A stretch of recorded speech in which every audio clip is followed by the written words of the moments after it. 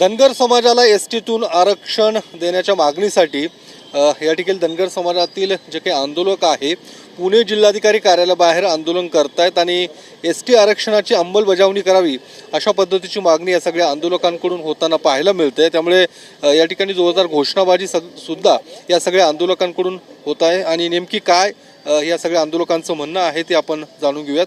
काय नेमकी तुमची मागणी आहे, तुम्ही या ठिकाणी आंदोलन करताय? गेल्या 70 वर्ष झालं सकल धनगर समाज हा एसटी आरक्षणाची अंमलबजावणी करावी या मागणीसाठी झटतोय, संघर्ष करतोय। माननीय मुख्यमंत्री देवेंद्र फडणवीस साहेबांनी 2014 साली सकल धनगर समाजाला आश्वासित केलं होतं की माझ्याकडे सगळी कागदपत्र आहेत, पुरावे आहेत, आम्ही तुमच्या धनगर एसटी आरक्षणाची अंमलबजावणी करू, आम्हाला सत्ता द्या। आणि त्या पद्धतीनं सकल धनगर समाजानं सत्ता दिली आणि आता गेल्या 10 वर्षापासून पहिल्या कॅबिनेटमध्ये आश्वासन दिलं होतं की आम्ही तुम्हाला आरक्षणाची अंमलबजावणी करू, परंतु दुर्दैवानं आपण बघितलं असेल अनेक कॅबिनेट झाले, आरक्षण मिळालं नाही। 76 ते 85 पर्यंत धनगरांना धनगराचे दाखले देऊन आरक्षण मिळत होतं, परंतु जुलमी सरकारनं 1985 साली शासन निर्णय काढून, राज्य सरकारला अधिकार नसताना शासन निर्णय काढून धनगरांचं घटनादत्त एसटी आरक्षण रद्दबातल केलं, थांबवलं दाखले देण्याचं। आणि म्हणून जालन्यामध्ये सकल धनगर समाजाच्या वतीनं राज्यात एकमेव ठिकाणी सगळं ताकदीनं उपोषण सुरू आहे की देवेंद्र फडणवीस साहेबांनी अंमलबजावणी करावी।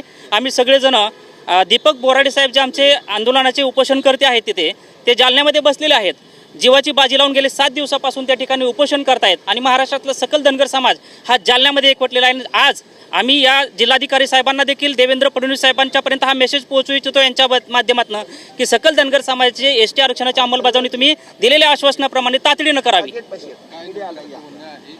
ज्या पद्धतीने तुम्ही या सगळ्या आंदोलन एसटीतनं आरक्षण मिळावं या मागणीसाठी आंदोलन करताय, आम्ही सातत्यानं हा लढा आजपर्यंत करत आहोत। ज्या प्रकारे प्रशासनाने शासनाला जो आम्ही पहिल्यांदा त्यांना सांगितलं होतं की आम्हाला एस टीचं आरक्षण दाखल, तेव्हा BJP सरकार होतं, सरकारनं आम्हाला शब्दही दिला होता की आम्ही सरकारला तुम्हाला आमचं सरकार आल्यानंतर तुम्हाला आम्ही 100% आरक्षण देऊया। पण असं झालं की जेव्हा जेव्हा हे लोक आमच्यापाशी आले तेव्हा आम्ही त्यांच्या अंगावर भंडारा टाकला, त्यांना सत्तेत बसवलं।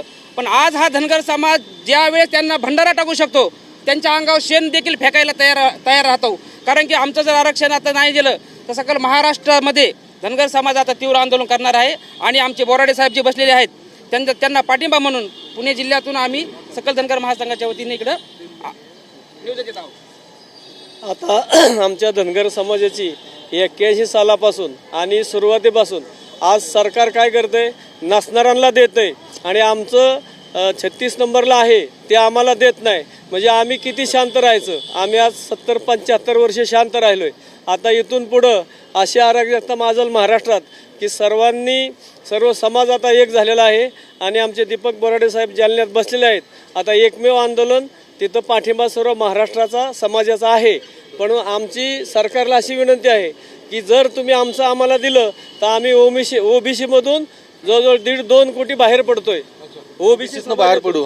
काय या सगळे आंदोलन तुम्ही आता याच्यामध्ये आमची एकच मागणी आहे, जर आमचे दीपक भाऊ 7 दिवसापासून उपाशी आहेत आणि तरी देखील सरकार त्यांच्याकडे लक्ष देत नाही, सरकारनं तातडीनं या गोष्टीकडे लक्ष द्यावं आणि सरकारनं दीपक भाऊंची त्या ठिकाणी बोलणी चालू करावीत अशी आमची इथं मागणी आहे आणि लवकरात लवकर एसटी आरक्षणाची अंमलबजावणी करावी। एसटी आरक्षणाची तात्काळ अंमलबजावणी करावी। तुम्ही देखील या ठिकाणी पाठिंबा देण्यासाठी आलेला? खरं तर माननीय मुख्यमंत्र्यांना विनंती आहे की ज्या देवेंद्र फडणवीसांनी 2014च्या अगोदर पहिल्या कॅबिनेटमध्ये धनगर समाजाला एसटीतून आरक्षण देण्याचा शब्द दिला होता, आज 2025 उजळलं। आज जालन्यामध्ये त्या ठिकाणी आमरण उपोषण सुरू आहे, 5-6 दिवस त्या ठिकाणी झालेले आहेत। मुख्यमंत्र्यांना काहीच वाटत नाही, अजित पवारांना काहीच वाटत नाही, एकनाथ शिंदेंना काहीच वाटत नाही, एक सुद्धा सरकारचा माणूस तिथं गेलेला नाही। धनगर समाजाचे मुडदे पाडल्यानंतर मुख्यमंत्री जागेवर येणार आहेत का? तात्काळ राज्य सरकारनं त्यावेळेस कॅबिनेट घेणार होते, राहिली। आता कॅबिनेट घेऊन धनगर समाजाचा आरक्षणाचा जो मुद्दा आहे तो कुठल्या वर्गातून पाहिजे नाही, फक्त लागू करण्याचा मुद्दा आहे। परंतु देवेंद्र फडणवीसांची किंवा या राज्य सरकारची नियत चांगली नाही, म्हणून या सगळ्या गोष्टीचं आरक्षणाचं आंदोलन तीव्र स्वरूपात होतंय।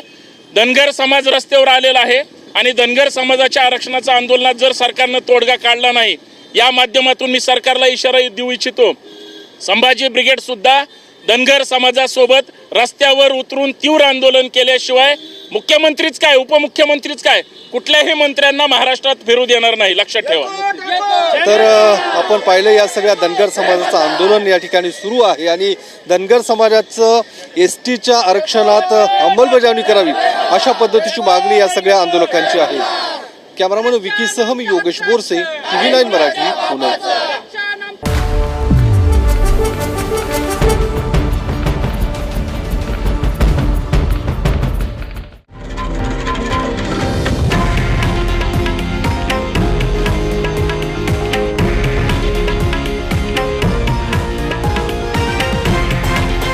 हे आहे देशातील नंबर 1 न्यूज नेटवर्क आणि आपण पाहत आहात TV9 मराठी, एकमेव.